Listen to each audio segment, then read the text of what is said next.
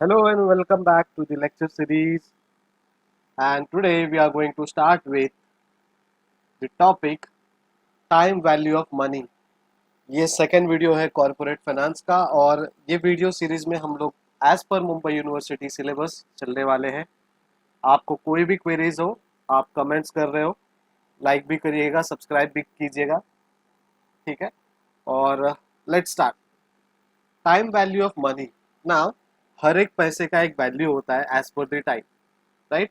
So the time value of money is relevant to both the companies as well as investors. देखिए, जब कोई investor होता है, वो इन्वेस्टर क्या करता है, एक सर्टन टाइम के लिए पैसा इन्वेस्ट करता है कंपनी के अंदर as an investor. Now he can be, अभी इन्वेस्टर बोला है तो वो क्या होंगे, डेफिनेटली शेयर होल्डर्स होंगे, ठीक है, क्योंकि इन्वेस्टर्स रिस्क ले सकते हैं और वो लेने के लिए तैयार है, इसलिए वो शेयर होल्डर्स बनते हैं।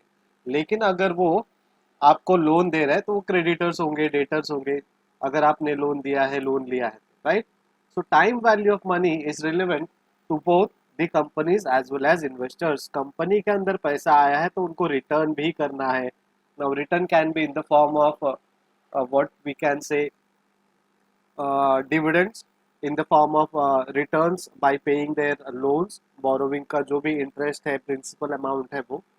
सो for both the investors as well as company, इन दोनों के लिए टाइम वैल्यू बहुत इंपॉर्टेंट है। देखिए, कंपनी के पास अगर 10,000 करोड़ है तो वो ऐसे ही अपने बैंक अकाउंट में नहीं रखेगी, वो क्या करेंगे, एक प्रोडक्टिव जगह में इन्वेस्ट करेंगे। इन्वेस्टर्स के पास अगर पैसा है 1-2 लाख, 5 लाख, 10 लाख, इंडिविजुअल्स के पास, और वो कलेक्टेडली आते हैं, टोटल अमाउंट होता है अगेन 500 करोड़, 1,000 करोड़, तो वो भी नहीं शांत बैठने वाले, वो कहीं ना कहीं प्रोडक्टिव जगह में इन्वेस्ट करते हैं।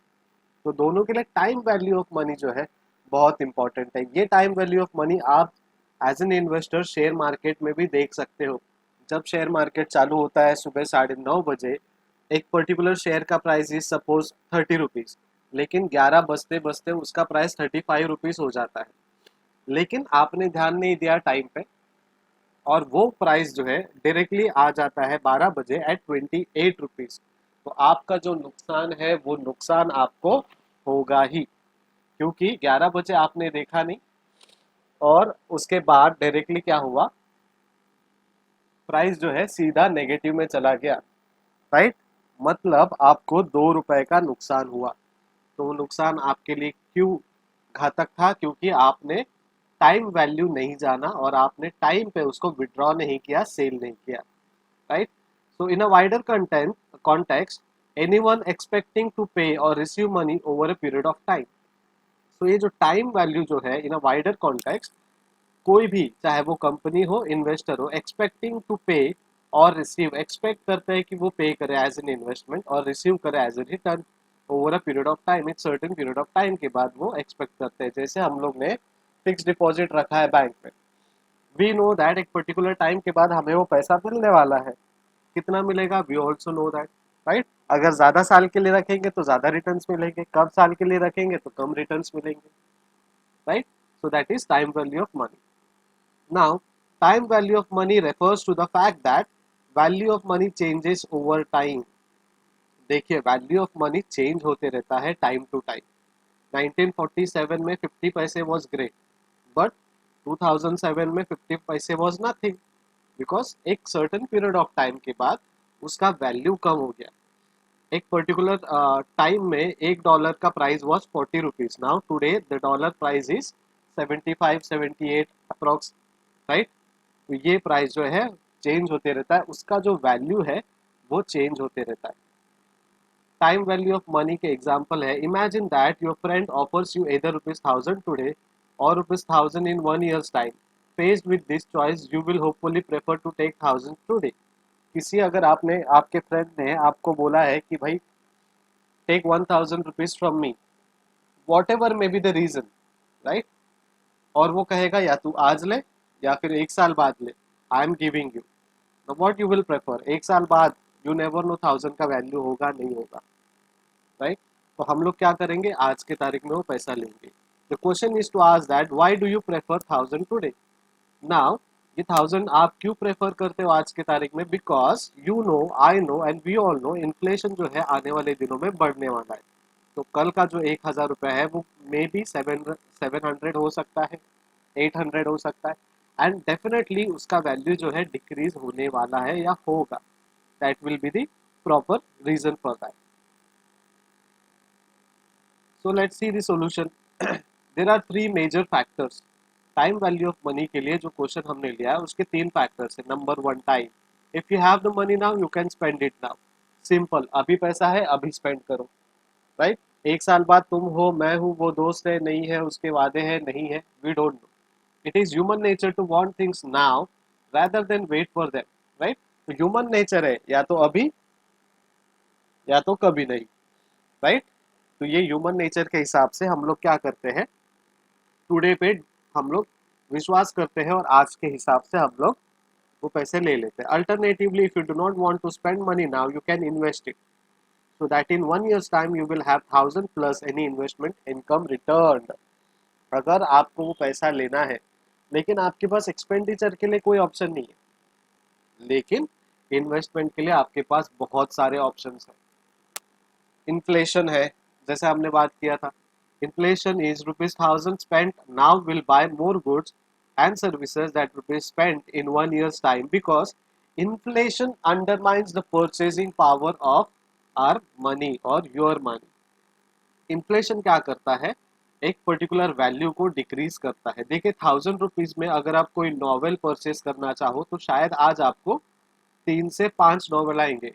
₹200 का एक नॉवेल आता है, 250 का नॉवेल आता है, डिपेंड्स. अगर आप 600 का दो ले रहे हो तो दो आएगा. लेकिन एक पर्टिकुलर टाइम के बाद मे बी अगले साल वो particular novel same with add on edition, ठीक है, सेम नॉवल आपको शायद आज 600 का है, कल को वो 750 का मिल सकता है. So inflation matters. Next is risk. If you take ₹1,000 now you definitely have the money in your position. The alternative of the promise of ₹1,000 in a year's time carries the risk that the payment may be less than ₹1,000 or may not be paid at all. So risk है, अभी दे रहा है तो अभी ले लेते हैं, बाद में देगा नहीं देगा, वो कल है नहीं है, you never know. Compounding.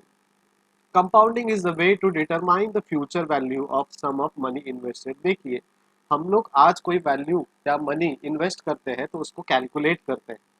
उसका कैलकुलेशन कैसे होता है, कंपाउंडिंग. इसलिए शेयर मार्केट में जब भी लोग कुछ 5 से 10 साल तक इन्वेस्ट करते हैं they become लखपतिस.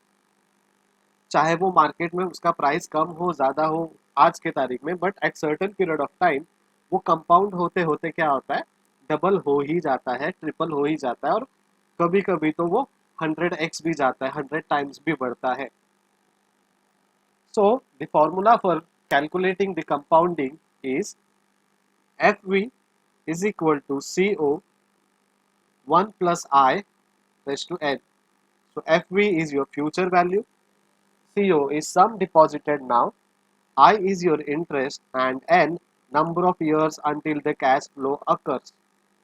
Let's say ₹20 deposited for 5 years at an annual interest of ₹6% will have future value of, ठीक है, एक 20 आप डिपॉजिट कर रहे हो 5 साल के लिए, उसका एनुअल रेट ऑफ इंटरेस्ट कितना है,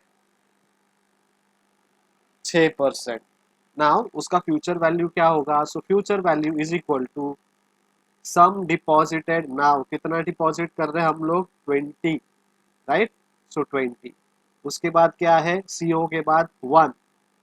1 बाई डिफॉल्ट आपको फॉर्मूला में है, कहाँ से आया कैसे आया वो नहीं देखना है आपको, बस दिया है, you have to follow the formula and law and rule, ठीक है. तो उसके बाद प्लस क्या करना है, आई. आई क्या दिया है, इंटरेस्ट. इंटरेस्ट इज 6, लेकिन पूरा 6 नहीं लेंगे हम वो. अगर आपको ये वैल्यू कैलकुलेट करने नहीं आता है तो आप सीधा 6 डिवाइडेड बाय 100 करेंगे तो आपको 0.06 आएगा. इन दोनों को पहले नंबर ऑफ ईयर से मल्टीप्लाई करना है, कितने साल के लिए बोला है, 5 ईयर्स, तो द वैल्यू विल बी 26.76. जब 5 साल बाद आप ये वैल्यू लेंगे उसका प्राइस कितना होगा, 26.76. Compounding takes us forward from the current value of an investment to its future value, तो कंपाउंडिंग जो है वो आपको फ्यूचर वैल्यू का एक अमाउंट बताएगा और करंट वैल्यू के साथ आपको पता चलेगा कि कितना रिटर्न्स हमको आने के चांसेस है। Same we do with fix deposits and recurring deposit, एक ऑन एन एवरेज कैलकुलेशन लेके चलते हैं कि कितना रिटर्न्स आएगा कितना नहीं। Discounting is the way to determine the present value of future cash flow, future cash flow का प्रेजेंट वैल्यू हमको बताएगा। So formula is P V is equal to F V divided by 1 plus I raise to N. So FV we know future value, PV is nothing but your present value, and I is your interest, and N number of years until the cash flow occurs. Example: investor choice between receiving rupees 1000 now and rupees 1200 in 1 year's time. Annual interest rate is 10. आपको option दिया है या तो आप अभी लो 1000 रुपए या एक साल बाद 1200 रुपए, लेकिन एनुअल इंटरेस्ट रेट जो है इसका 10% है। Now let's see how to calculate this. PV हमको निकालना है प्रेजेंट वैल्यू, फ्यूचर वैल्यू क्या दिया है हमारे पास, फ्यूचर वैल्यू इज 1200 क्योंकि वो अगले साल देने वाले। उसके बाद basic formula 1 plus I raise to number of years to 1, और रेट ऑफ इंटरेस्ट कितना है 10, डिवाइड करेंगे 10% को, यानी 10 को डिवाइडेड बाय 100 करेंगे तो 0.1 आएगा, रेस्ट टू 1 एक साल के लिए बोला है, तो आंसर शुड बी 1091। आपका जो प्रेजेंट वैल्यू है इतना होना चाहिए, तभी जाके आपको नेक्स्ट ईयर इतना मिलेगा, right. So alternatively PV of ₹1000 into a future value, PV of ₹1000 into future value, यानी फ्यूचर वैल्यू अगर निकालना है 1000 का तो कैसे आएगा, 1000 into 1 plus 0.1 raise to 1 is equal to 111। Same formula है, सिर्फ यहाँ से पीवी निकाल कर एफवी डाला है, राइट। ये जो आपका एफवी था यहाँ पे फ्यूचर वैल्यू, उसको निकाल के प्रेजेंट वैल्यू डाला है, right. So discounting takes us backward from the future value of cash flow to its present value. देखिए डिस्काउंटिंग क्या करता है, हमें बैकवर्ड लेके जाता है और उसका जो प्रेजेंट वैल्यू है वो बताता है फ्यूचर वैल्यू के साथ, ठीक है। सो ये था आज के लिए video. Thank you so much, keep watching, keep making notes, ठीक है। मैं अगर आप रिक्वेस्ट करोगे तो भेजूंगा, लेकिन आप नोट्स बनाओगे तो वो आपके लिए बेटर होगा और आपको एक प्रैक्टिस हो जाएगा, पढ़ाई भी हो जाएगा साथ ही साथ, और आपको टेंशन नहीं रहेगा कि बार बार ये वीडियो देखना है। तो एक ही बार में देखे, तुरंत नोट्स बनाइए पॉज करते करते और अच्छे से प्रैक्टिस कीजिए। Thank you so much, keep watching.